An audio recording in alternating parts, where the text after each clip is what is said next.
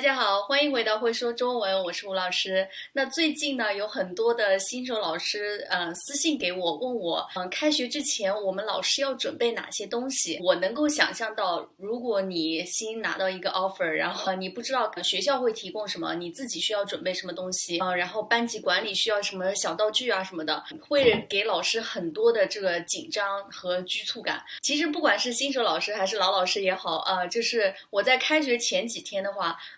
真的我也会紧张，我也会就是害怕学生不喜欢我的设计的 lesson plan， 然后或者说学生和老师的那个期望值没有达到一致。所以在开学前几天，如果老师做的准备越充分的话，那么你就越知道你接下来要干什么。如果你的小道具越多的话，你的上课的那个整个氛围就会越轻松。所以今天呢，我吐血给大家准备了20件，就是你在开学之前一定要准备的教学清单。所以希望今天的视频对大家有所帮助。如果你喜欢我的视频的话，一定帮忙转发、评论、订阅、点赞，谢谢大家的支持。好，我们废话不多说，开始今天的视频。我把这20件教学清单分为了2大类，第一类的话就是必备的教师办公用品，第二类的话就是必备的课堂管理用品。好，我们先来说一说必备的教师办公用品。第一类的话就是白板和白板笔。白板和白板笔，有的老师会说，喂，我们的教室都有啊，为什么需要买白板和白板笔？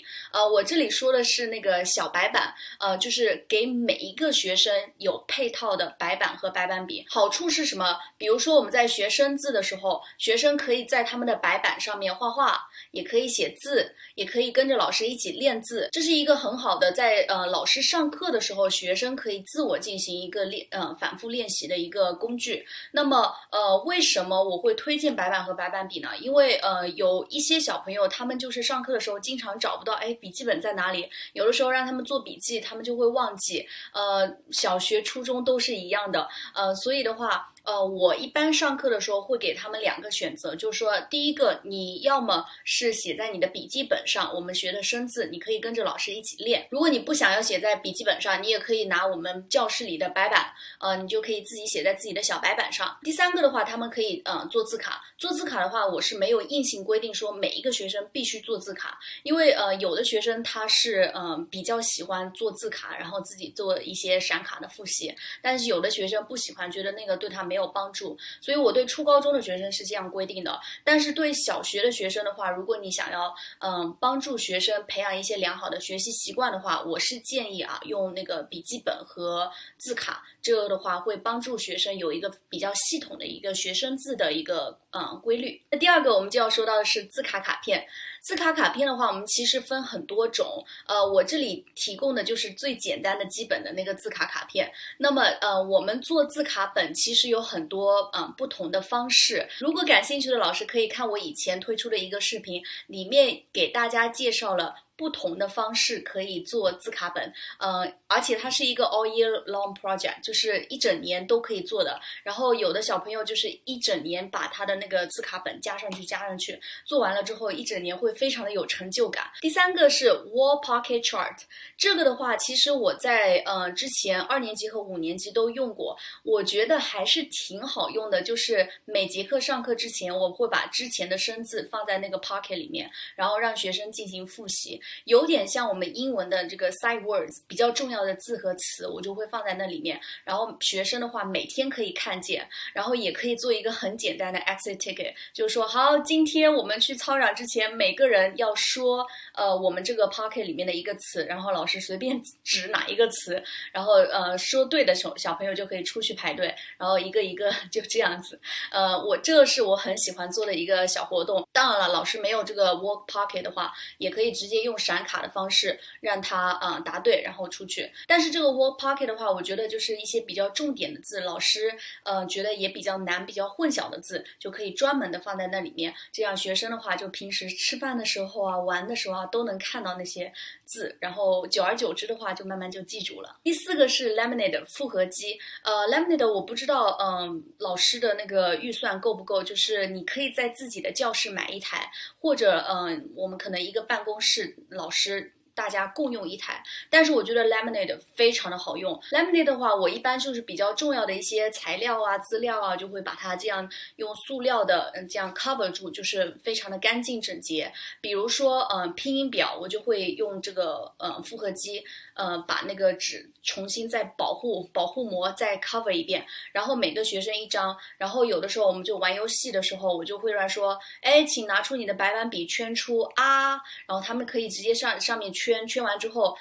用白板擦擦掉，然后我接下来又请你圈出 I 什么的，就是一个很好的一个拼音练习。那同样的生字，比如说我学了已经有5课的生字了，我把所有的生字都汇总在一个词汇表当中，然后发给学生 Lemonade 好，然后的话我们可以玩生字的游戏、bingo 的游戏、找字的游戏，很多各种各样的游戏，反复的帮他们练习。我之前的话也让学生做一些 book project，让他们自己写书嘛，所以我一般的话会把那个学生的这个书的封面和书的最后一页用 Lemonade 给它保护一下，就看起来这本书像一本真正的书，就比较高级的感觉。有学生看到的话也很精美的感觉。还有的话就是班级里一些重要的东西，你觉得我今年会用到，明年也会用到，后年也会用到的东西，那么老师们请用 Lemonade 把它保护好，这样你不用每年都去打印同样的东西，你不用每年都去准备一样的东西，所以这个一定要用起来。第5个是 notebook 笔记本，我在刚开学的时候一定会有一本笔记本，然后我们在开学前的话一般会有教师培训啊，然后各种会议啊，一些规定啊，有的时候开完了就忘了，真的容易忘，所以的话我一般都会把它记下来，然后一些老师的那个开会的分享啊，一些小技巧啊，我都会记下来，然后有的时候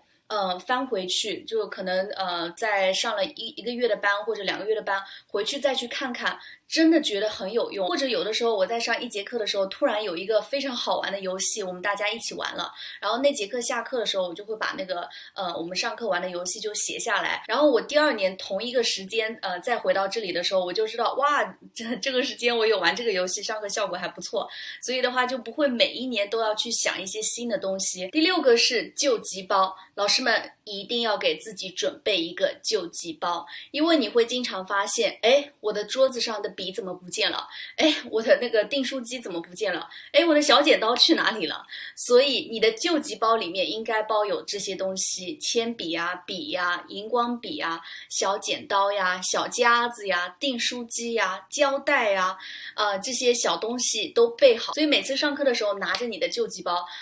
可能小学的老师不需要，因为你的办公室就在你的教室，但是有的学生他会拿你的东西，然后又不放回去，所以你的救急包就放好，然后提前也跟学生说好，老师桌子上的东西不要动，如果要借的话，一定要先问老师。因为我中学的话，给不同的班上课，可能要换不同的教室，然后有的时候会发现，这个教室的白板笔不能用，或者我找不到那个一个笔来写字，所以的话老师救急包要背起来。第7个是规划本 planner， 有的老师可能觉得哇，我看我的 Google Calendar 就可以，我看到第1节课上什么，第2节课有什么，第3个我要开一个会，第4个是一个 break，有的老师很喜欢做 Google Calendar 日历，那没有关系，但是我是那种就是有的时候我就会忘记有一些小的事情我要做，所以 planner 对我来说非常的有用。我基本上每天有哪些事情我必须要做的，我的 deadline 是什么，就是我有准备一些小游戏的时候，我要拿一些哪些道具去不同的教室，我都要把它写下来。就是新手老师的话，尽量的把你设计的每一堂课，有的时候甚至你每一个活动要说什么话都提前练习一下。因为我在刚开始当老师的时候，我也有这种情况，就是我一堂课40分钟，我准备了各种各样的活动，然后我上到一半会突然忘记，下一个活动是什么。所以的话，新手老师规划书一定要有，就是前面的1-2个月，你可能就是觉得会花很多的时间做这个事情，但是你做久了，你会发现哇，后面的这个课程上的越来越顺了，就不需要花那么多的时间写规划书了。有的时候写几个字，几个活动的名字，你就知道要做什么了。第8个是课程大纲，我一般在开学的第1节课会玩一些暖身的游戏啊，互相介绍啊，然后就是重点的课程大纲和我们的班规，这2个是开学前2节课必须要做的事情。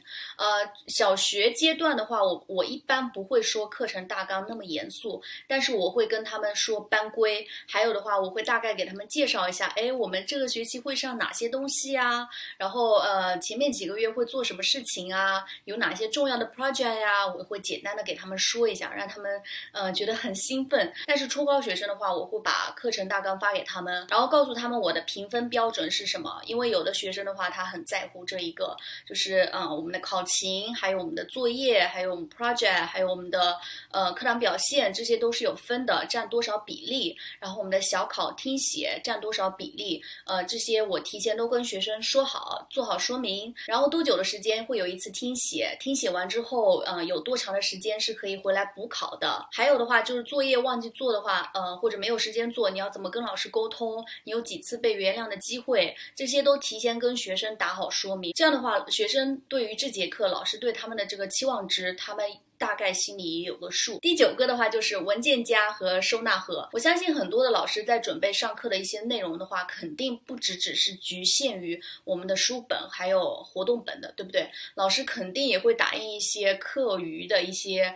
练习啊，还有一些作业啊，或者还有一些那种小游戏的一些 worksheets 呀。那么我们这些东西要放在哪里，要怎么 organize？ 如果你是教几个班级的学生的话，不同 level 的，你很容易东西就放混了，然后就会找不到，导致上课的时候要用，发现在办公室。所以这一个的话，我也是强烈推荐老师们一定要把这些东西都收纳好，这样的话老师去找东西也会很方便。在我的初高中班，我一般会在班级里面放一个 homework folder，然后那里的话就会有我们的作业，如果他忘记或者找不到他之前的一些作业的话，他就可以那里去拿一个新的 copy， 然后直接去自己重新做就好了。我一般不会打印太多，因为一般的学生们都会记得带回家。小学的话，我会让学生自己准备一个 homework folder， 一个家庭作业的文件夹。如果老师有 budget， 有那个预算的话，当然老师可以帮你班上的每一个学生买一个文件夹，然后让每一个学生在他们的文件夹上面写上名字，这样的话就比较清楚一点。然后我一般都会在放学前5分钟的时间把这个作业拿给他们，让他们放到他们的家庭作业文件夹里面，然后确保他们放到书包里面，然后他们就可以拿回家做作业。因为小学的学生的话，你如果很早就发给他们，他们很容易就忘记把那个文件夹放到书包里，或者忘记把那个作业放到文件夹里，经常有这样的事情发生。所以你就在放学前的5分钟做这件事情，我发现是最有效率的。第10个的话，我觉得就是必备的，就是各种颜色的纸，贴纸啊，就是一些 sticky note 呀，还有那种很大张的纸，那个我非常喜欢，就是那种海报纸、活动纸。我有的时候就会把班上的学生分成几个大组，然后一组有一张很大的那种海报纸，然后告诉他们在上面要写什么东西，然后每一组自己去可以有创意的做一些东西在上面。比如说这个就可以用到我们制作班规的活动里面，就是4个人一组，然后4个人在他们的活动纸上写下他们觉得我们的班规学中文有什么班规，然后写好了之后，老师把这几组的大海报全部放在一起，然后大家一起汇总，形成我们全班的一个班规。所以这个的话就是一些不需要准备很多道具，用这种活动纸就可以做的一些简单的小活动。第2大类要给老师们介绍的是必备的课堂管理用品，一共有10个。好，我们的第1个就是叫做铁铃 Chime 我觉得是一个很好的东西，我们可以形成课堂规定，就是老师打1下的时候叮，全班同学请安静，老师打2下的时候叮叮，说明你还有1分钟的时间怎么样。所以我们形成这个全班规定了之后呢，老师要不断的进行演练。当然了，这个没有练习的话，小朋友不会马上的反应过来，所以我们的话有的时候就是比如说我叮一下，有的人还在讲话，但是有的人已经停了。那么等所有学生看向老师停了之后呢，老师说好，我们再来一次，你们继续讲话。然后老师突然又叮一下，然后看全班同学能不能马上的安静下来。所以不断的进行这样的演练，老师们一定要记住，做这样的演练的时候一定要严格，不要说有一个小朋友在讲话没有关系，那我就开始我们今天的活动了，不行，一定要等全部的学生不讲话，然后再开始你要说的东西。因为只有全部的学生看向你，注意力集中的话，你说的话才是最管用的。如果你在布置作业的话，那个时候全部人才能听得到，要不然有一个人在讲话，很有可能会有好几个学生问你，老师刚刚作业是什么？你刚刚讲的是什么？所以新手老师们在这一个，如果你在练习的话，一定要严格。第二个是冰棍棒 popsicle stick， 这个我觉得超级好用。这个的话，我有的时候呢就会我的班里就有一个小管子小笔筒嘛，然后每一个笔筒里面有每一个学生的名字，有的时候我就会把它作为一个抽签，就是我想随便叫一个学生来回答问题，我就抽一下，然后回答完了我就把那个学生的名字放外面，然后抽下一个学生，这样的话就是非常公平公正，然后的话学生每个人都不知道，老师随时都有可能叫到他。冰棒棍呢，它其实有的时候也像字卡，它可以做很多的这个复习的小游戏，比如说我在冰棒棍上面写上中文的词，然后每一个人有一个冰棒棍，然后跟另外一个人必须说那个词，说完词之后马上交换，然后去找下一个人，这是最简单的。还有的话就是句子的复习，我在第一根冰棒棍上面写第一个问题，你叫什么名字，然后在第二根冰棒棍的后面写上我叫李大卫，我叫什么什么，然后第二根冰棒棍的前面又写上你几岁。所以的话，每一个人都会有一个问题，也会有一个答案在后面，然后有点像成语接龙的一样，一个学生问问题，另外一个人要马上反应出来，你的答案在哪里？然后那个学生说完答案之后呢，要问他正面的那个问题，所以这个就是一个很好的复习问题和回答的一个小游戏。第三个是 timer 计时器，计时器一定要有。我们计时器有很多种，有那种沙漏的计时器啊，有鸡蛋计时器啊。一般小学的话，就是给学生一些比较能够视觉化的一些计时器，让他们知道，他们有几分钟的时间做这个东西。这样的话，有的小朋友就会专注力更加的集中。然后小学的学生的话，可能有的小朋友他比较情绪化。我说好，给你3分钟的时间，你自己想一想，你冷静一下，然后他就可以看那个计时器，计时器的时间到了，他要回来跟老师说话。这个是小学阶段的。初高中的学生的话，我一般就会在网上找timer， 然后老师可以自己规定多长的时间，比如说他们今天做这个 project， 他们有20分钟的时间，我就给他一个 timer 了完之后，背景音乐，中文的背景音乐，然后他们就可以自己做的东西，然后老师就四周帮忙，到处帮忙就可以了。第四个是 fidget toy 解压玩具。解压玩具的话，可能比较适合小学的学生。解压玩具有很多种，有的小朋友他喜欢在上课的时候边画画边听，有的小朋友这个手停不下来，一定要捏点东西，拿点东西，他上课才能专注力比较集中。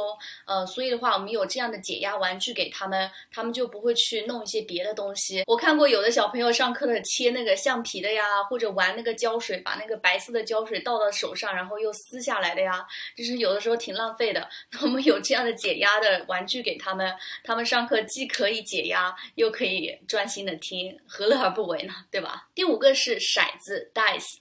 骰子的话，我觉得一定要背起来，就是很多的时候老师要来决定谁玩啊，或者我们要怎么分组啊，像这样的小游戏的话，骰子是一个很好的工具。还有的话就是纸牌，骰子和纸牌的功能其实是一样的。比如说我的班级里面有20个学生，我想把它分成5个组，那我就会拿4个3、4个4、4个5、4个6，一共4组吧，然后把它混在一起，洗一下牌，然后抽到一样卡片的人，他们就是一组。这个的话也是就是很简单的一些分组的小游戏。第6个的话就是 stickers and stamps， 贴纸和印章。有的老师会觉得他们真的会喜欢吗？小朋友非常管用，我建议老师们去 Amazon 上买那种有中文字的贴纸和印章，就有好呀、棒啊，你真棒啊，下次再加油啊，要改正啊，哪个地方是错的，他们要改正，老师改个印章就行了，不用每一次都写，而且他们也顺便能学一下那几个字，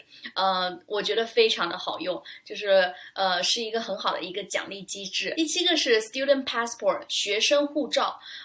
学生护照的话，它其实有点像学生的一个笔记本，但是它把它做了一个比较有趣的一个方式，就是有学生的照片啊，哪个国家呀，家人啊，几岁啊，前面第1页是关于那个学生的，然后那个学生在哪个学校几年级啊，然后每一课里面学了什么东西啊，或者做了什么笔记啊，其实就是一个笔记本，我自我认为啊。当然了，如果你想要把它作为一个反思的 journal 日记也可以，它这个在网上有非常多的 template， 老师可以自行下载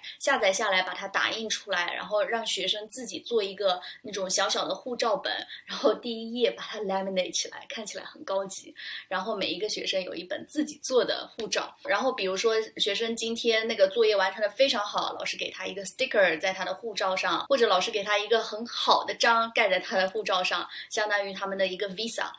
他们的一个签证，然后他们拿到多少个签证，多少个好，多少个什么的时候，他们能够有一个 popcorn party， 一个爆米花的派对，或者有一个多余5分钟的这个游戏时间，所以这些的话就是可以作为一些小的奖励机制，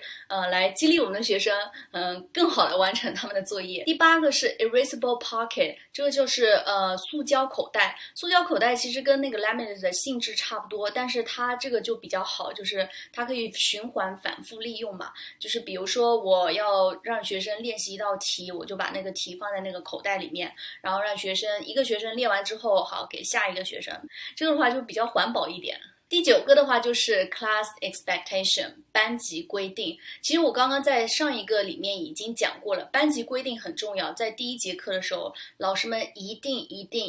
要强调班级规定。比如说上厕所喝水的时候要怎么跟老师报到，特别是小学生低龄的话，他们上厕所的话不能就直接自己去，他们可能要拿一个那个牌子，然后拿着他们牌子去厕所，然后上完厕所回来之后，要把那个牌子还给老师，这样老师知道，哎，这个谁去了哪里，或者其他老师在走廊看到这个学生的时候，知道，哎，这个学生是上厕所了，因为他手上有那个牌子。每个学校的规定可能是不一样的，但是我们的班规就是根据你们学校对学生的要求规定，然后大家制作一个适合你们学校的中文班规。当然了，班规我最后还要提醒一下，一定要学生先自己头脑风暴去想一想，我们中文学习应该有哪些班规，然后大家一起汇总，把它总结出来。第10个，最后一个，但是也是很重要的一个，叫做 Homework Gradebook 班级记分册。我们说到了，我们每次老师检查作业的时候，我会给他记分的，特别是初高中的学生，他们作业是有 percentage 的。那我每一次肯定要检查他们的作业，然后记谁做了谁没有做。这个的话，我觉得每个老师他们记那个作业分的方式不同，我觉得我自我认为比较有效率的就是1个星期记1次，就是我1个星期每节课上课的时候，我都会记每个学生有没有做什么作业，然后在那个星期5的时候，我会在 Google Classroom 里面给他们反馈他们这个星期的作业分是多少，然后他们学生可以看到，然后还有哪些作业没有做的，我会在他们的那个 Google Classroom 里面做一个提醒，在周末的时候请你完成，如果没有完成的话，那你的那个作业的分就会被扣掉。所以这个的话就是老师可以 keep track 每个学生作业的一个情况，然后到学期末的时候，有的学生说，哎，为什么我的那个作业分这么低，你可以给他看，你自己看一下。但是一般学生不会这么问，他们自己也心里明白为什么作业分是低，对吧？当然了，有的时候那个作业是不能补的，因为我们可能第2节上课的时候就会马上用到，所以有的作业是不能补的。那对不起，那你就没有那一天的作业的分数了。好，老师们，我们今天的视频讲了非常多有用的教学用品，如果你有什么好玩的好用的教学用品，请在底下留言分享给我，或者如果你有哪一些用品是你觉得哇很好用，我马上要买起来的，请在底下留言告诉我。如果你喜欢我的视频的话，记得给我点赞、订阅以及转发。好，我们下期见。